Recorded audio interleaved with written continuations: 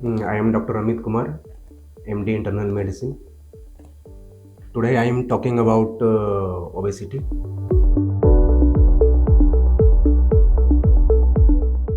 मोटापा की कई वजह हैं, जैसे sedentary life style, over nutrition, high fatty diet, environmental factors and even genetic factors. मोटापे की एक वजह ये भी है कि अगर किसी का पेट सही नहीं रहता है, हमेशा कॉन्स्टिपेशन, डायरिया होता है, उसको भी मोटापा होता है। क्योंकि जो गट में, जो हमारे पेट में जो माइक्रोब्स होते हैं, माइक्रोबायोटा होते हैं, अगर वो अब नॉर्मल हो जाए, नॉर्मल हेल्दी माइक्रोबायोटा की जगह पे अब नॉर्मल माइक्रोबायोटा आ जाए, माइक्रोब्स आ जाए, तो वो मोटापे की एक वजह होते हैं।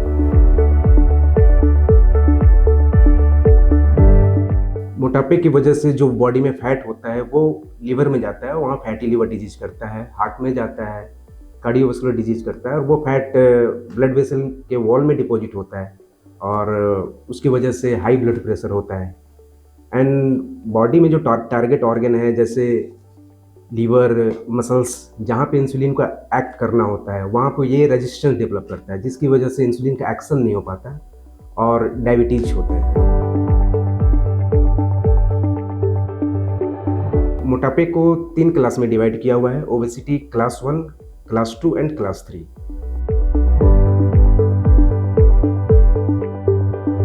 अभी मोटापा एक बहुत बड़ी बीमारी है। मोटापा को मेजर करने के लिए बीएमआई का यूज करते हैं। नॉर्मल बीएमआई 18.5 टू 22.9 होता है for Indian people. More than 23 BMI is called overweight and more than 25 BMI is called obesity. मोटापा से बचने के लिए हमें रेगुलर एक्सरसाइज करना चाहिए, जैसे रनिंग, जॉगिंग, स्विमिंग, एंड अपने डाइट में हमें कम से कम फैट यूज करना चाहिए, लो कार्बोहाइड्रेट डाइट लेना चाहिए और हाई फाइबर डाइट लेना चाहिए।